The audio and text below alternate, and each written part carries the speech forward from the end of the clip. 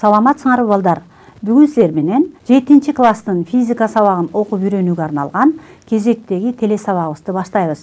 Бүгүнкү сабактын темасы жөнөкөй механизмдер, блок.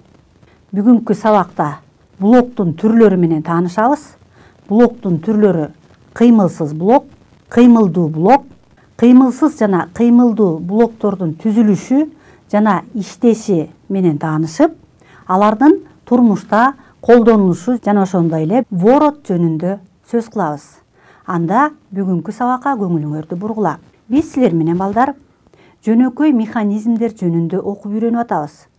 Жөнөкөй механизмдер менен ар түрдүү жумуштар аткарылат.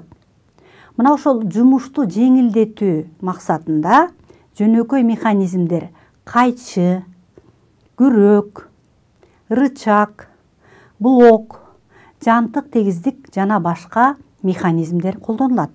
Мына ушул жөнөкөй механизмдин дагы бир түрү бул блок болуп эсептелет. Бүгүнкү өтө турган темабыз блок жөнүндө болот балдар. Анда блок деген эмне экен? Көңүлүңөрдү бургула. Блок алкакка бекитилген оюктуу дөңгөлөктөн турат. Блоктун оюгу аркылуу жип, трос, чынжыр өткөрүлөт. Бул блоктун айлануу огу. Мына ушул октун айланасында дөңгөлөк айланат. Мына блоктун эки түрү бар дедик. Кыймылдуу блок жана кыймылсыз блок деген. Бул блоктун каптал жагынан көрүнүшү. Оюгуна жип арта салынып турат. Ал эми бет маңдайынан көрүнүшү блоктуку мына мындай экен. Кыймылсыз блок деген бул кандай блок? Огу бекитилген жана жүктү көтөргөндө өйдө төмөн жылбаган блок кыймылсыз блок деп аталат. Кыймылсыз блок октун айланасында айланат.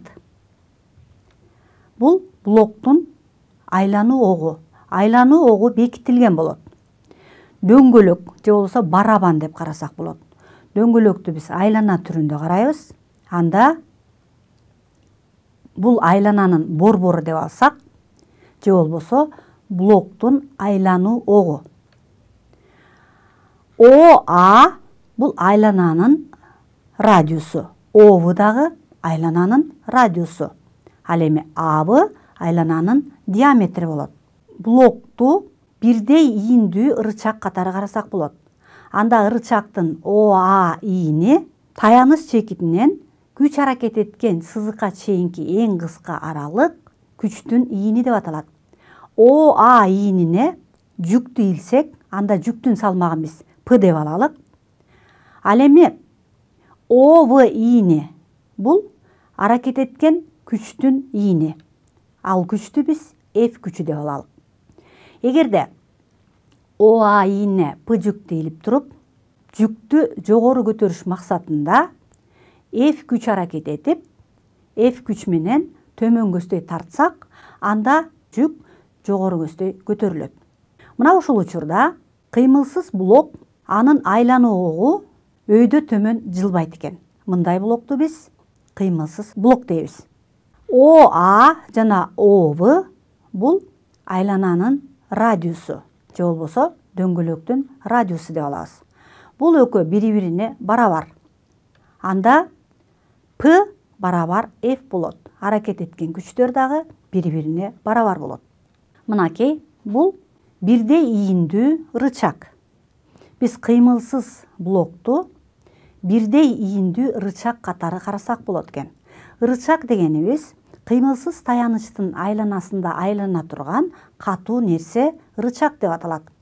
Таянычтын айлануу огунан баштап күч аракет эткен чекитке чейинки эң кыска аралыгы күчтүн ийини деп аталат. Айлануу чекити же болбосо таяныч, кыймылсыз таяныч.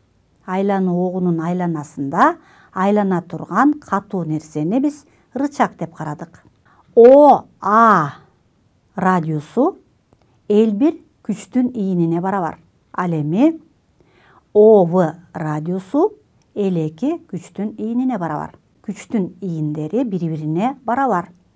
Бул формула рычагдын эрежеси боюнча рычагга аракет эткен күчтөр күчтүн ийиндерине тескери пропорционалдуу деген формула. Ал эми кыймылсыз блокто күчтүн ийиндери бири бирине барабар болуп атат.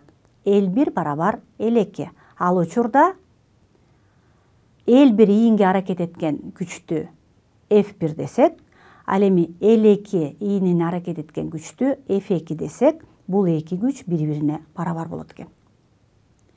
Кыймылсыз блокто ийиндери жана аракет эткен күчтөр бири бирине барабар болот экен. Кыймылсыз блок күчтөн утуш бербейт. Күчтүн аракет этүү багытын өзгөртүүгө болот. Силер кыймылсыз блокту сүрөттөн көрүп атасыңар. L1 ийинине F1 күчү аракет этип, башкача айтканда жүк илинип, F1 күчү менен төмөнгөсдөй багытталып атат. L2 ийини F2 күчтүн ийини.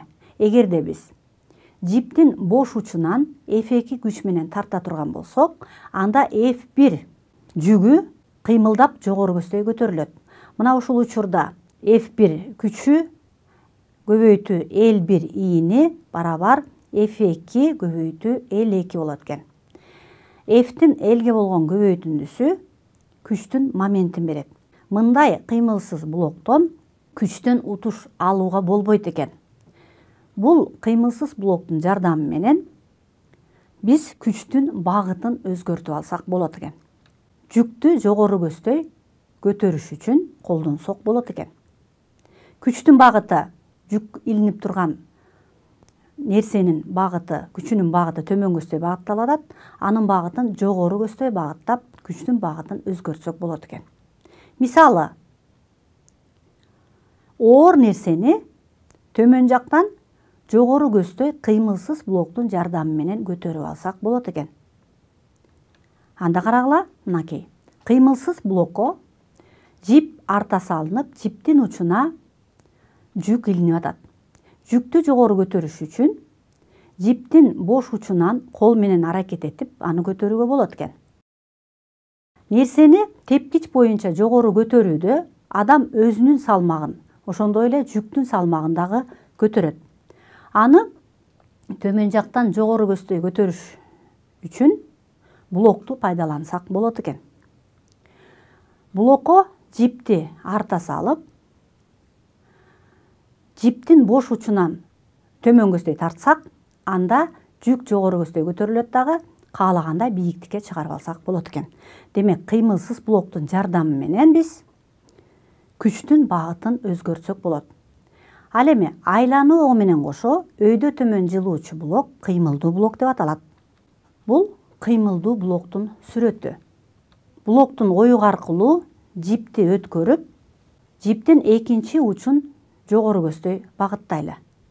Бул учурда блоктун өзүнө жүктүүлели. Жүктүн аракет эткен күчү F1. Жүктү жогору көтөрүү үчүн жиптин бош учунан F2 күч менен жогору көздөй аракет этебиз. Ошол учурда жүк төмөндөн жогору көздөй көтөрүлөт. Бул учурда кыймылдуу блоктун айлануу огу О чекитинде жайгашкан. Ал эми О чекитинен күч аракет эткен сызыкка чейинки аралык күчтүн ийини деп аталат. Бул күчтүн ийини айлананын диаметрине барабар болуп атат. Ал эми жүктүн ийини айлананын радиусуна барабар болуп атат. Муну даана түшүнүш үчүн бул чиймеге көңүлүңөрдү бургула. Муну блок дейлик. Кыймылдуу блокко жүктүү илели. Кыймылдуу блоктун айлануу огу бул. Блок аркылуу жипти өткөрөлү. Ушул учурда айлануу чекити О чекитинде жайгашкан. Мына ошол О чекити мына бул жерде жайгашып турат. Карагыла, бул айлананын диаметри болуп атат. Ал эми жүктүн ийини L1ге барабар. Аракет эткен күчтүн ийинин биз L2 дедик. Ал эми жүктүн ийинин L1 дедик. L2 ийини L1 ийининен 2 эсе чоң болуп атат. L2 барабар 2 L1. F1 көбөйтүү R барабар F2 көбөйтүү 2 R. F1 бул жүккө аракет эткен күч, ал эми F2 жүктү көтөрүү үчүн аракет кылган күч. Ошондо F2-ни тапсак, F1 көбөйтүү R бөлүү 2 R чыгат. R менен R кыскарып кетет дагы, F2 барабар F1 бөлүнгөн 2 чыгат. Ушул учурда карасаңар, F1 бул жүктүн аракет эткен күчү, ал эми F2 жүктү көтөрүү үчүн аракет кылган күч. F2 күчү F1 күчүнөн 2 эсе кичинекей болду. Демек, кыймылдуу блокту пайдаланууда күчтөн 2 эсе утуш алсак болот. Жашоо тиричиликте кыймылсыз жана кыймылдуу блоктордун бирикмеси колдонулат. Таяныч чекити бул кыймылдуу блок экен. Блоктун өзүнө F1 жүгүн илсек, ал жүктүн аракет эткен күчү F1. Ушул жүктү жогору көтөрүш үчүн F2 күчү аракет этилип атат. Кыймылдуу блокту кыймылсыз блок аркылуу кыймылдатыш керек. Ал үчүн кыймылдуу блок жипти арта салынып, ал блокко жүк илинип атат. Жип кыймылсыз блок аркылуу жиптин учуна F2 күчү аракет этип, F1 жүктүн салмагын жогору көздөй көтөрүш керек. Мына ушул учурда кыймылдуу блок жана кыймылсыз блок колдонулуп атат. Бул учурда күчтөн 2 эсе утуш алууга болот. Карагыла, бул кыймылсыз блок. Кыймылсыз блоктун оюгуна жипти арта салабыз. Кыймылсыз блок өйдө төмөн жылбайт. Жиптин бир учуна жүктү илелик. Экинчи учуна дагы ошондой эле салмактагы жүктү илсек, анда бул күчтөр бирин-бири тең салмактап турат. Мындан күчтөн утуш албайбыз кыймылсыз блоктун жардамы менен. Эгерде экинчи учуна чоңураак күчтү аракет этсек, анда тең салмактуулук бузулуп, чоң күч аракет эткен жакты көздөй блок кыймылга келет. Бул кыймылсыз блок. Кыймылсыз блокко жипти өткөрүп, бир учуна жүктү илели. Бул болсо кыймылдуу блок. Кыймылдуу блоктун өзүнө жүктү илип, аны жип аркылуу өткөрөлү. Жогору жагында кыймылсыз блок, ал эми төмөн жагында кыймылдуу блок. Экөөнө бирдей күчтөр аракет этип атат. Эми кыймылдуу блок жакка чоңураак күч жумшайлы. 3 ньютон дейлик. Азыр 4 ньютон күч аракет этилип атат. Ал эми колдун аракет этип аткан жагына 2 ньютон күч аракет этип атат. Демек, 4 ньютон күчтү кыймылдуу блоктун жардамы менен 2 ньютон күч жогору көздөй көтөрүп атат. Бул учурда 4 ньютондун 2 ньютонго болгон катышы 2 эсе болуп атат. Башкача айтканда, 2 эсе күчтөн утуш алынып атат. Эми кыймылдуу блокко көбүрөөк жүк илелик. 6 бирдиктеги жүк илелик. Дагы жиптин учуна 3 ньютон күч аракет эткенде 6 ньютон күчтү жогору көздөй көтөрүп атат. Бул учурда күчтөн 2 эсе утуш алынып атат. Мына карагыла. 6 ньютон күчтү 3 ньютон күч аракет этип жогору көздөй көтөрүүгө болот экен. Бул учурда 2 эсе күчтөн утуш алынып атат. Муну биз каякка колдонобуз? Кыймылдуу жана кыймылсыз блокту турмушта өтө көп учурларда пайдаланабыз. Мисалы үчүн, крандын иштешинде оор жүктөрдү жогору көтөрүү максатында колдонобуз. Бул учурда кыймылсыз блок бул жерде жайгашкан. Ал эми кыймылдуу блок бул жерде жайгашкан. Кыймылдуу блокко жүк илинип атат дагы, жүктү жогору көздөй көтөрүш максатында кыймылдуу жана кыймылсыз блок колдонулуп атат. Эми ушуга бир мисал иштейлик. Кыймылдуу блок жана кыймылсыз блок. Кыймылдуу блокко 10 ньютон күч аракет эткен учурда 10 ньютон салмактагы нерсени жогору көздөй көтөрүш үчүн жиптин бош учуна канча ньютон күч аракет этиш керек? Демек, биз айтып кеттик, кыймылдуу жана кыймылсыз блоктун жардамы менен биз күчтөн 2 эсе утуша алабыз. Анда 10 ньютон жүктү тең салмакташ үчүн жиптин учуна 5 ньютон күч аракет этиш керек экен. Бул 5 ньютон, бул жерде дагы 5 ньютон күч аракет этилип атат. 10дун 5ке болгон катышы 2-ни берет.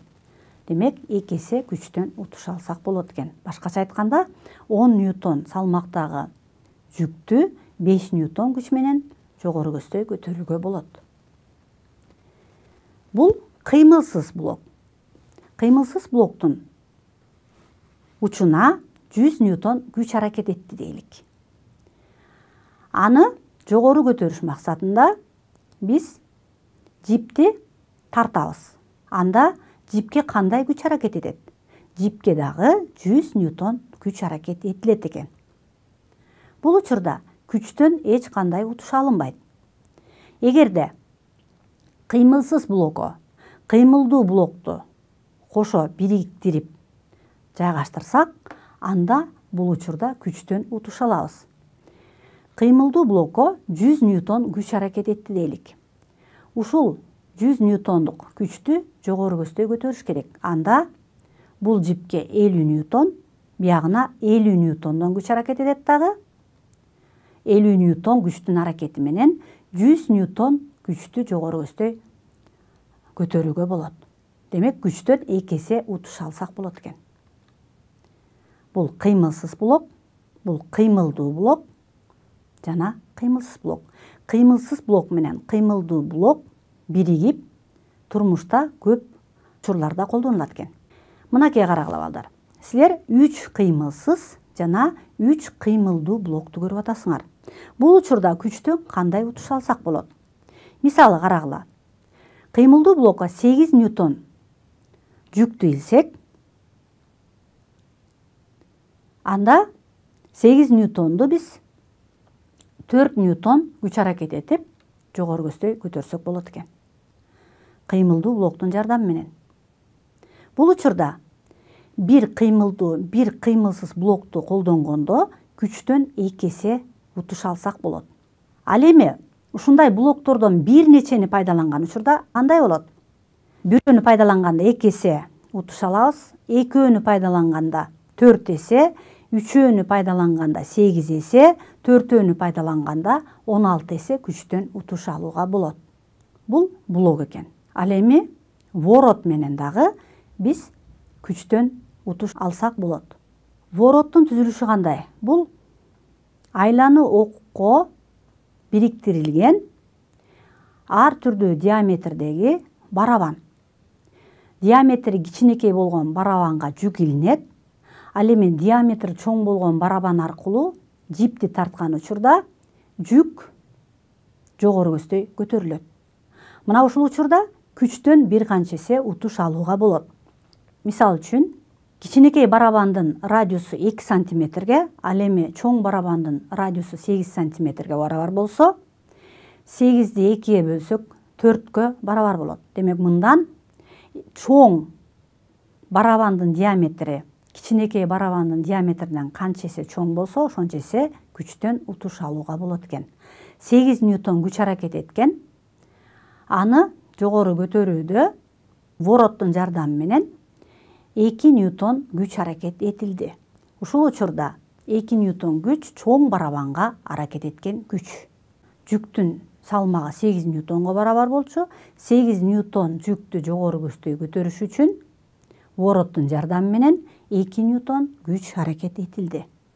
Сүрөттөгү ырычактын эки жагына бирдей күч аракет эткенде ырычак кандай багытта кыймылдайт?